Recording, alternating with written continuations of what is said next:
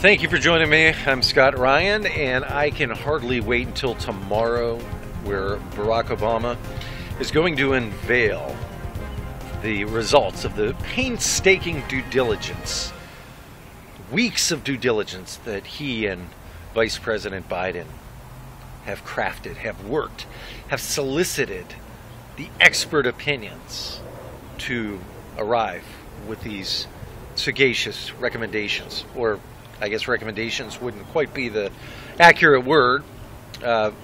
Dictatorial assertions maybe would be more appropriate. And I hear that Obama is actually going to be featuring some children.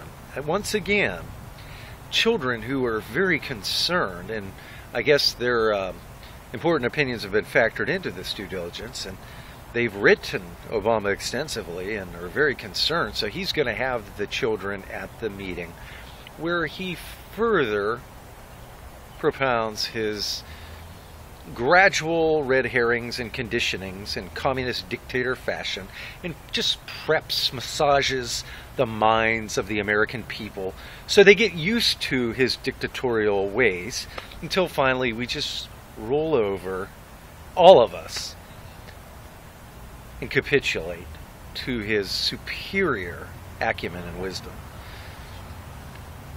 There is no shame among these people. I mean, we are talking about grossly evil individuals. Barack Obama, I mean, you look at all the dictators of old. You have your Stalin, Lenin, or Mao, Hitler, and then the contemporaries like Castro. They all do the same thing. All these dictators exploit children. That seems to be a very important component of their strategy.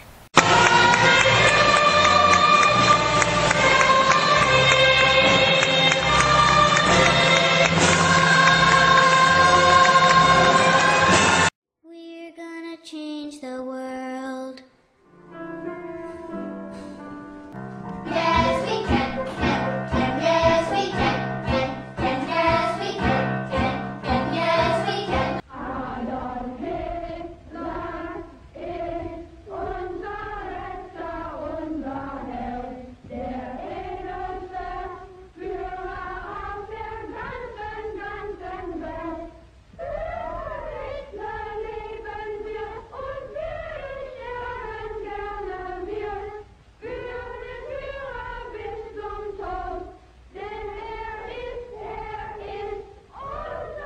Gott. Yes, we can lift each other. Yes, we can lift each other. Yes, we can lift each other. You see throughout all those decades, generations of dictators, you see the children singing praises to the dictator, and how important he is, how much they exploit and abuse these children. Barack Obama is a child abuser in that context, and I think that's one of the ultimate forms of abuse. It's sick. It is disgusting. It is repugnant. I don't want to equivocate on that. These are sick, evil pieces of crap who use children in this way. And you can kind of look at it and see the amazing similarities if you just do some YouTube searches. You'll see all the dictators and the remarkable similarity between theirs and Obama's.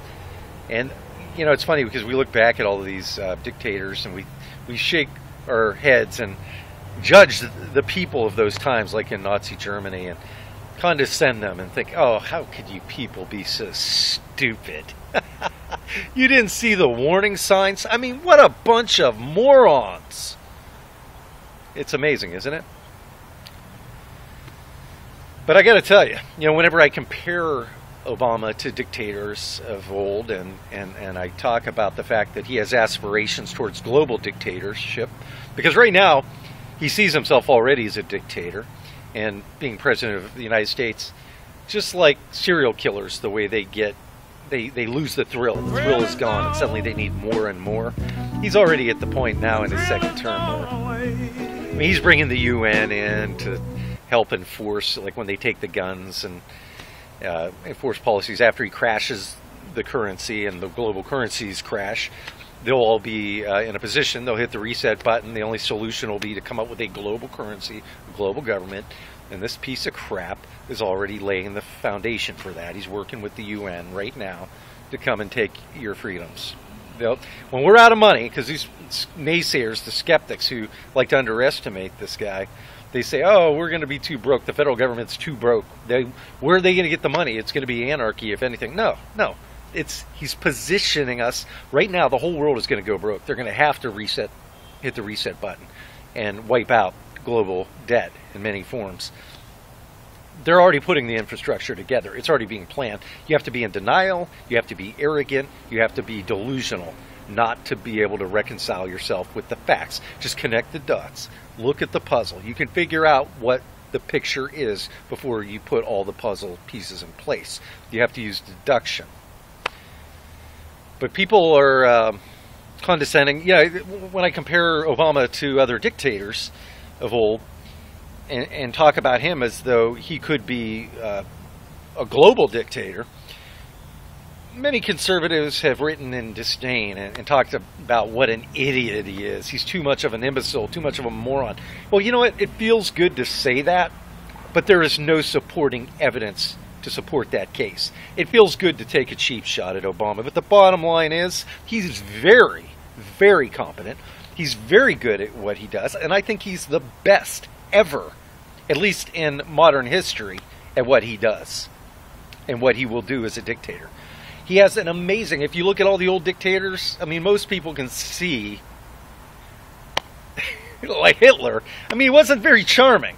It does make you question how far he could have gone. But Obama, the way he enchants people, and no, he doesn't enchant me, he doesn't enchant thinking people who use rational thought and logic, who can judge based on the fruits and actions as opposed to personality. But this country, this world is a cult. He is a cult of personality, and they are in that cult.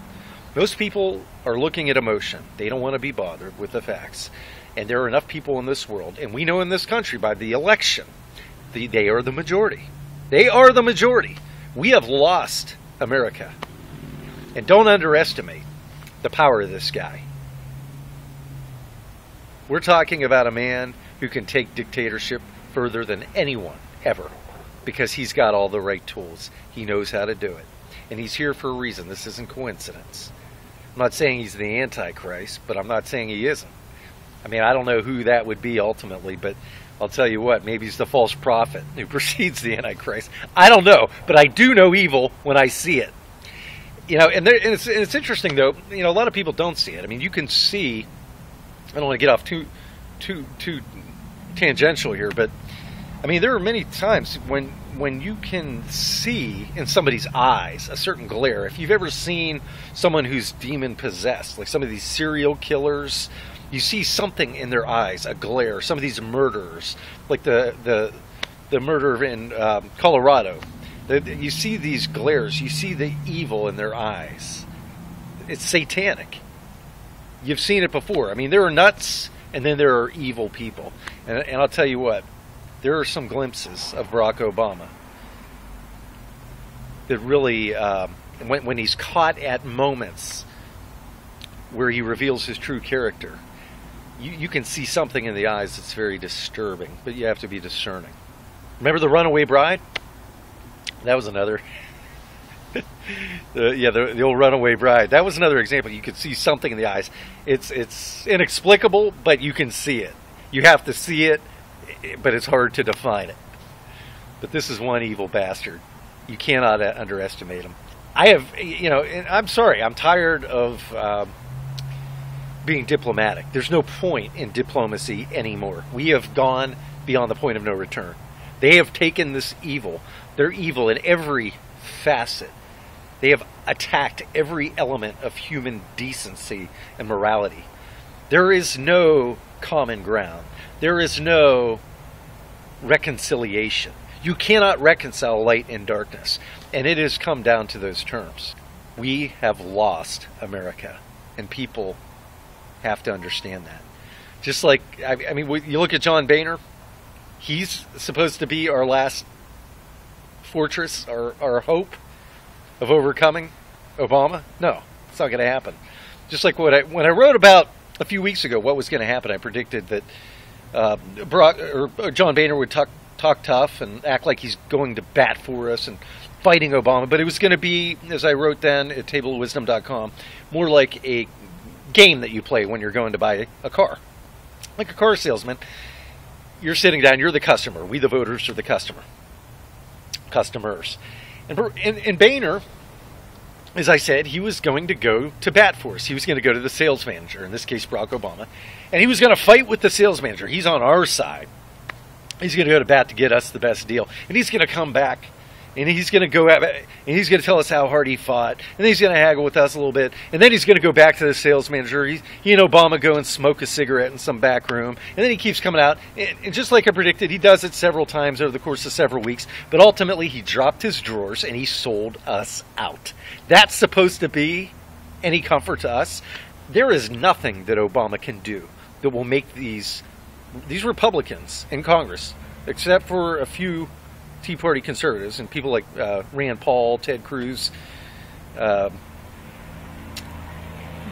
DeMint, of course, is gone, but Tim Scott, who replaced him.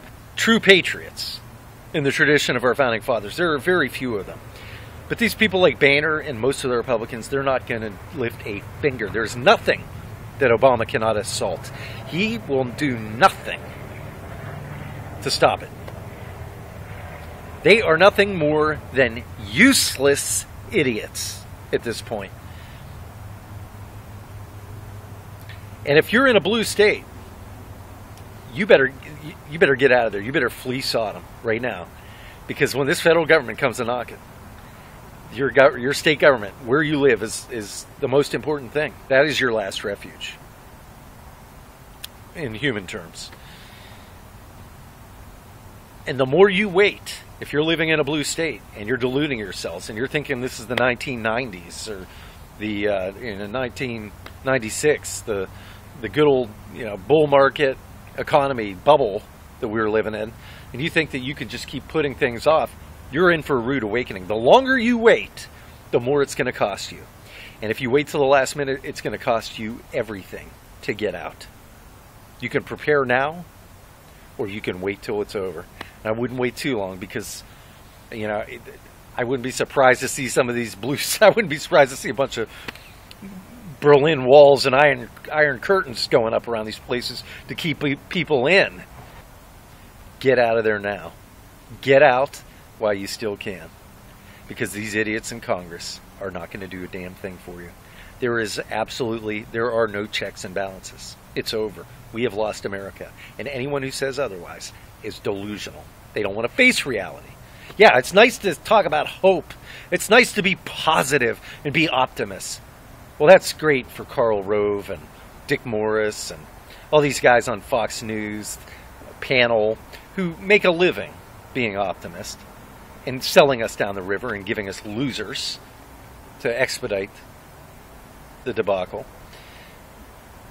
But it doesn't help to ignore reality, to stick your head in the sand. You gotta do what you know is right. Stop deluding yourself. Thank you for joining me. I'm Scott Ryan.